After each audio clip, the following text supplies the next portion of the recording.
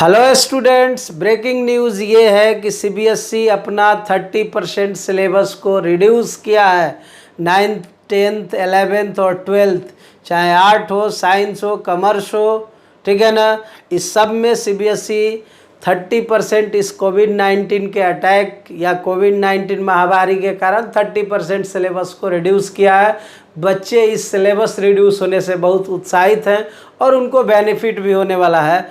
हम साइंस में physics, chemistry, math और बायोलॉजी की बात करेंगे, चाहे वो 9th का हो, 10th का हो, 11th का हो या 12th का हो। फिजिक्स का जो सिलेबस है वो 30% रिड्यूस हुआ है और वो आपको जानकर खुशी होगा। 30% 11th में भी सिलेबस रिड्यूस हुए हैं और 30% 12th में भी हुए हैं। तो आपको इस पैरामीटर पर अभी प्रिपरेशन करना होगा कि कौन से एग्जामिनेशन अभी जो 11th के होने वाले हैं या 12th के होने वाले हैं। तो बहुत सारे एग्जामिनेशन जो होंगे वो उसका पैटर्न क्या होगा, हमको कौन से टॉपिक पढ़नी है और कौन से छोड़नी है, ठीक है ना। तो आप जुड़े रहिए। मैं अखिलेश आनंद, आइए आपको इस सीबीएसई के सिलेबस में जो चेंजिंग हुए हैं उस पर डिस्कस करता हूं। फिजिक्स मेरा सब्जेक्ट है और फिजिक्स पर ही हम डिस्कस करने वाले हैं।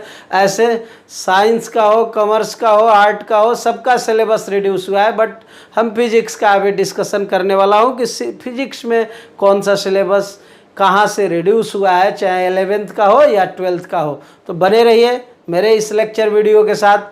थोड़े देर में ये क्लियर हो जाएगा। मुश्किल से आपका 5 मिनट समय लूँगा और बता दूंगा कि 11th 12th में आपको कौन कौन से टॉपिक पढ़नी है, ठीक है। तो आइए स्टार्ट करते हैं। देखिए आप यहाँ से हम लिख चुके हैं चैप्टर 1 में क्या लिखा हुआ है, फिजिकल वर्ल्ड या फिजिक्स वर्ल्ड, ठीक है ना। आप ये देखिए फिजिक्स वर्ल्ड में जो जो टॉपिक को रिड्यूस किया गया, जो जो टॉपिक को हटाया गया, ये 11th का है। जो ये गाइडलाइंस आप देख रहे हैं इस चैप्टर में केवल 11th हम पूरे बोर्ड पर लिख चुके हैं। यही सिलेबस को रिड्यूस किया गया है और हम चाहेंगे कि आप लास्ट में इसका स्क्रीनशॉट लीजिएगा और उसी के अकॉर्डिंग आप बुक लेकर बैठे रहेंगे और बुक में टिक मार्क कर लेंगे कि ये टॉपिक हमको नहीं पढ़नी है, उसको क्रॉस कर लीजिएगा ताकि उस पर अननेसेसरी वर्क नहीं करना पड़े। बहुत अच्छा संदेश है, जिस तरह की महामारी है उसके हिसाब से देखा जाए। हाँ, एक बात और कहूँगा, सीबीएसई जो गाइडलाइन जारी किया है ये केवल 2020 और 21 के लिए है। उसके बाद सीबीएसई सिलेबस को पूर्ववत जैसे पहले था वैसे ला सकता है। फिलहाल इसका बेनिफिट आपको मिलने वाला है कि सीबीएसई सिलेबस जो रिड्यूस किया है उसको आप कटिंग कर लें, उस चैप्टर को काट दें या उस टॉपिक को काट दें, ठीक है ना। अब जो जो चेंजिंग हुआ है उसको हम डिस्कस करते हैं। जैसे आप फिजिक्स में आ जाइए तो आप देखिए चैप्टर 1 में फिजिक्स स्कोप एंड एक्साइटमेंट को हटा दिया गया, नेचर ऑफ फिजिकल लॉ को हटा दिया गया और ये पढ़ने में एक लेंदी प्रोसेस था, इसलिए ये सबको हटा दिया गया। फिजिक्स, टेक्नोलॉजी एंड सोसाइटी, इसको भी हटा दिया गया। तो जो रिड्यूस हुआ है उसी का हम यहाँ डिस्कशन करने वाले हैं। जो रिड्यूस्ड हटा गया, जो हटा दिया गया सिलेबस को, उसी को। इसके अलावा ये तीनों को आप काट लेंगे, आप किताब लेके देखेंगे एक बार इस लेक्चर वीडियो को और वहाँ से उसको क्रॉस मार्क्स कर देंगे, ठीक है ना। ये गाइडलाइन 7 या 8 जुलाई 2020 में जारी किया गया है और इसको आप एकदम फॉलो करेंगे क्योंकि एग्जामिनेशन के लिए बहुत इंपॉर्टेंट है। बहुत सारे सिलेबस को हटा दिया गया, जैसे अभी चैप्टर 1 है, चैप्टर 2 से किसी को नहीं हटाया गया। आप देखेंगे चैप्टर 1 के बाद सीधा हम लोग आ रहे हैं चैप्टर 3 पर, इसमें 3 टॉपिक को हटाया गया, ये आप ध्यान देंगे। चैप्टर 3 में फ्रेम ऑफ रेफरेंस हटा दिया गया, न्यूटन्स और motion in a straight line भी हटा दिया गया, पोजीशन टाइम ग्राफ जो सबसे आपको दिक्कत करता था उसको भी हटा दिया गया, स्पीड एंड वेलोसिटी को भी हटा दिया गया। यानी मोशन इन प्लेन सब है, केवल मोशन इन स्ट्रेट लाइन में ये सारे टॉपिक्स हटा दिए गए हैं, ठीक है। तो इसका स्टडी नहीं करेंगे। और चैप्टर 5 देखिए, चैप्टर 4 से किसी को नहीं हटाया गया, मोशन इन ए प्लेन जस का तस है, केवल 2 हटाया गया है, 3 हटाया गया, 2 जेव खाते हुए हैं, 1 में कुछ डिटेक्शन हुए हैं।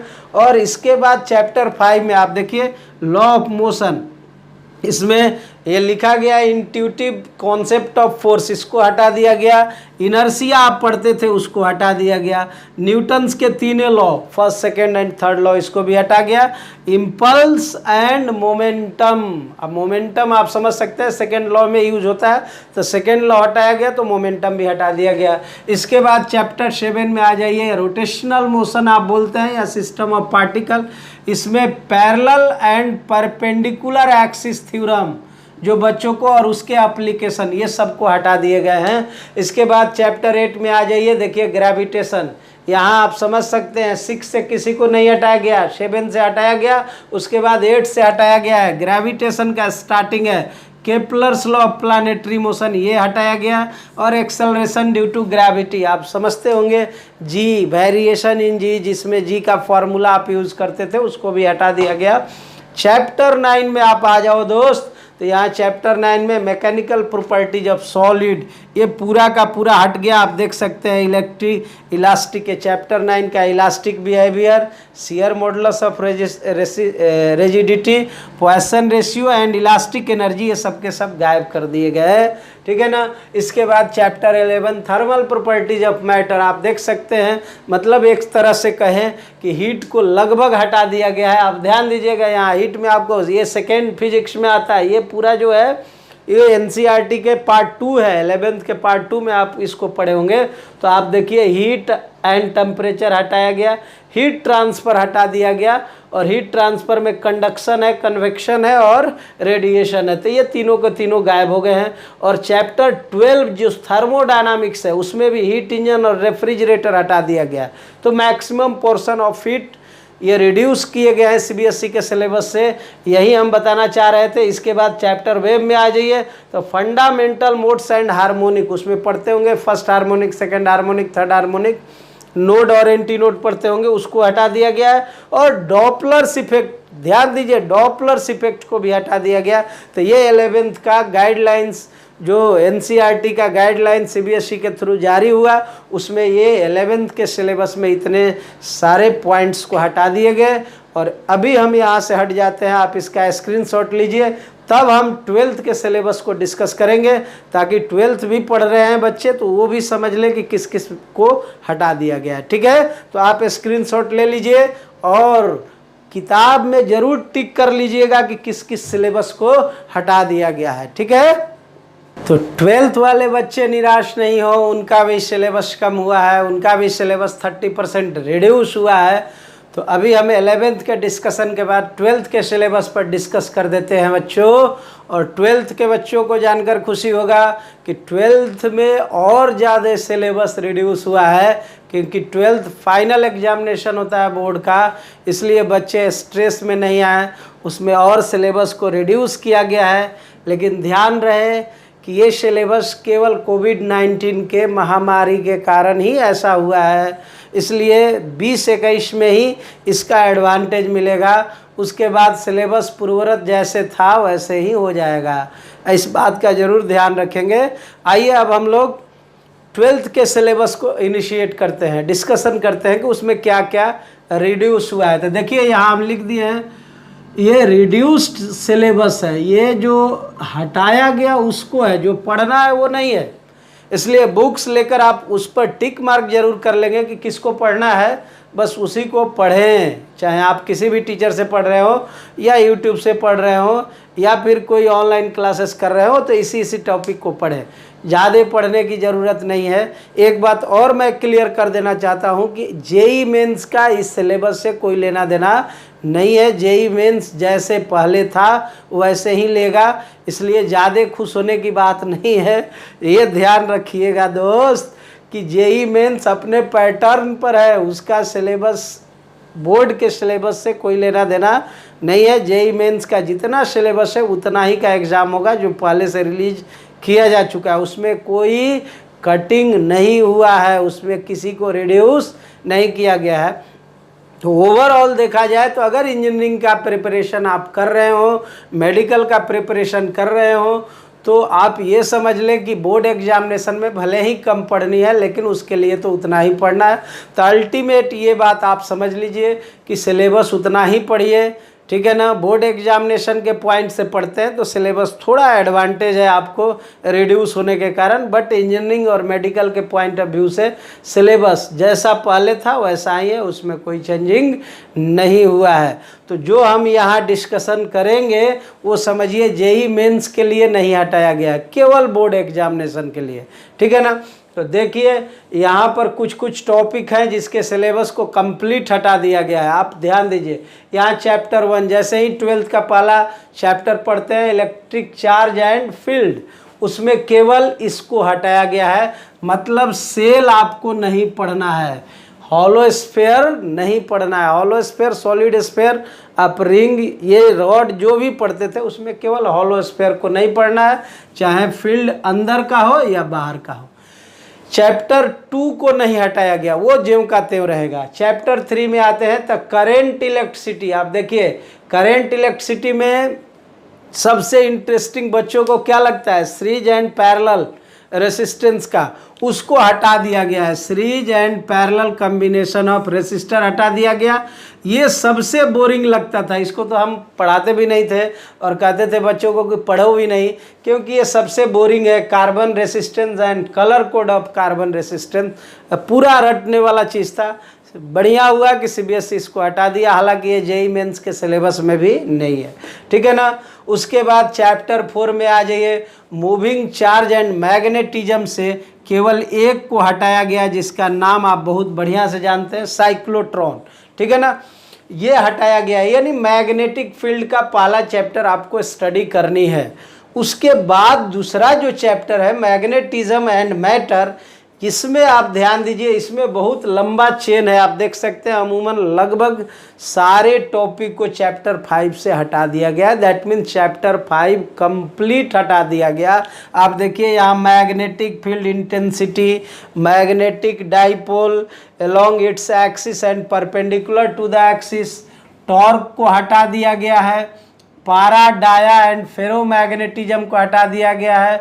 उसके बाद electromagnets and factor affecting their strength को भी हटा दिया गया और परमानेंट मैग्नेट को भी हटा दिया गया है। तो ये 5 टॉपिक से था ही और पांचों का पांचों हटा दिया गया। That is chapter 5 is completely reduced from the CBSE board examination, ठीक है ना।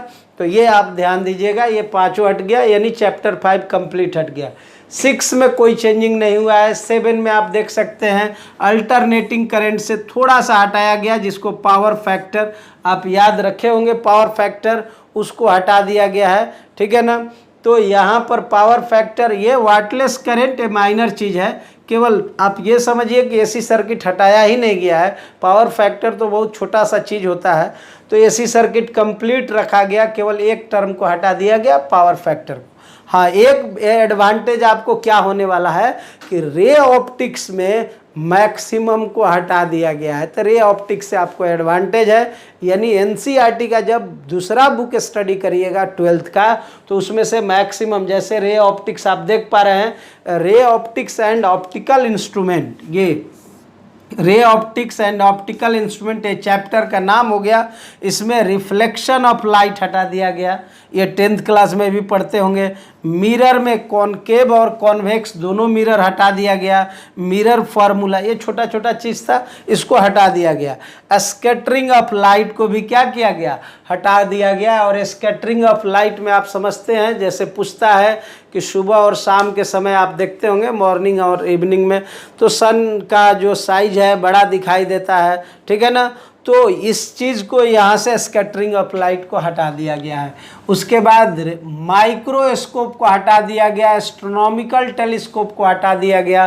तो ये बड़ा चेंजिंग हुआ है किसमें, रे ऑप्टिक्स में। ध्यान रखें कि रे ऑप्टिक्स में रिफ्रैक्शन पूरा पढ़ना है, प्रिज्म पूरा पढ़ना है, ह्यूमन आई पूरा पढ़ना है, लेकिन ये मिरर को हटा दिया गया, लेंस पूरा पढ़ना है, यहाँ से देख सकते हैं। और साथ में जैसे ही वेव ऑप्टिक्स में आप घुसते हैं, और वो वेव ऑप्टिक्स में इंटरफेरेंस से शुरू होता है, पोलराइजेशन होता है, डिफ्रैक्शन होता है, तो यहाँ से पोलराइजेशन को कंप्लीट हटा गया देख सकते हैं रिजल्ट। ये माइक्रोस्कोप टेलीस्कोप के बाद पोलराइजेशन, प्लेन पोलराइज लाइट और ब्रेस्टर्स लॉ, ये सबको हटा दिया गया है।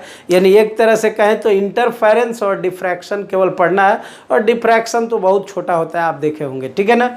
उसके बाद आप आ जाइए रेडियो मॉडर्न फिजिक्स में। तो मॉडर्न फिजिक्स में आपको जानकर खुशी होगा कि मॉडर्न फिजिक्स से न्यूक्लियाई को हटा दिया गया। देखिए यहाँ चैप्टर 14, ठीक है ना, चैप्टर 13, यानी आप चैप्टर 9 के बाद सीधा चैप्टर 13 में, चैप्टर 9 के बाद चैप्टर 13 से रेडियो एक्टिविटी हटा दिया गया है कंप्लीट।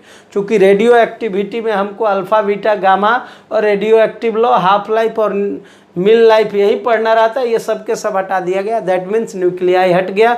लेकिन आपको जानकर दुख होगा कि इसको केमिस्ट्री में एज यूजुअल जैसे था वैसे ही रखा गया है। तो ये केमिस्ट्री का चैप्टर था शायद, इसलिए एनसीईआरटी से फिजिक्स से इसको हटा दिया गया, ठीक है ना। तो ये आपको एडवांटेज है, ध्यान दीजिएगा। ये चैप्टर 13 भी पूरा हट गया। मॉडर्न फिजिक्स में थोड़ा और चेंजिंग हुआ है, लेकिन आप देख सकते हैं semiconductor one of the important chapter of the modern physics, इसलिए इसमें बहुत कम हटाया गया है। ये चैप्टर है आपका, यहाँ न्यूक्लियाई चैप्टर था, ये भी चैप्टर का नाम लिखे हैं। ये नाम में क्या क्या हटाया गया, मात्र जेनर डायोड और जेनर डायोड के कैरेक्टरिस्टिक्स को हटाया गया है। जैसे कि जेनर डायोड को आप जानते हैं वोल्टेज स्टेबलाइजिंग में हम लोग यूज़ करते हैं, तो Zener diode as a voltage regulator जो यूज होता है उसी में हटाया गया है, ठीक है ना। तो मॉडर्न फिजिक्स में केवल आप ये समझिए कि न्यूक्लियाई पूरी तरह से गायब है, बाद बाकी एज यूजुअल जैसे मॉडर्न पहले था वैसे ही है। ये माइनर जेनर को केवल इसमें हटाया गया है, बाद बाकी सब लॉजिक सर्किट जो भी आप पढ़ते हैं जैसे पहले था वैसे ही है। तो आई होप दैट कि आप बढ़िया से समझ गए होंगे। इसका भी आप स्क्रीनशॉट ले लीजिएगा, हम हटेंगे तो, ठीक है ना। और आप सिलेबस को बढ़िया से समझ गए हैं ऐसा हम समझते हैं, और कहीं कोई दिक्कत नहीं होगा। आप 12th में जो रिड्यूसिंग सिलेबस है उसको नहीं पढ़ें, ठीक है ना। बट जेई मेंस और नीट के लिए अगर टारगेट कर रहे हो तो अफसोस के साथ बड़ा दुख हो रहा है, उसके लिए आपको फिर पूरा सिलेबस पढ़ना ही होगा। बस केवल बोर्ड एग्जामिनेशन ड्यू टू कोविड-19 महामारी आप कह सकते हैं, इसके कारण इसको हटाया गया है। तो इसमें ये बात आप समझ लिए, इसमें कहीं कोई दिक्कत नहीं है। हम लोग फिर बने रहेंगे। आप दोस्त इस चैनल को सब्सक्राइब करिए, फिजिक्स 7 क्लासेस बाय अखिलेश आनंद, और मेरे इस चैनल को वायरल करिए। और बहुत सारे हम इस तरह का आईआईटी और जेई मेंस और बोर्ड एग्जामिनेशन से रिलेटेड जानकारी आपको देते रहेंगे। मिलते हैं नेक्स्ट लेक्चर वीडियो में, तब तक लव यू ऑल।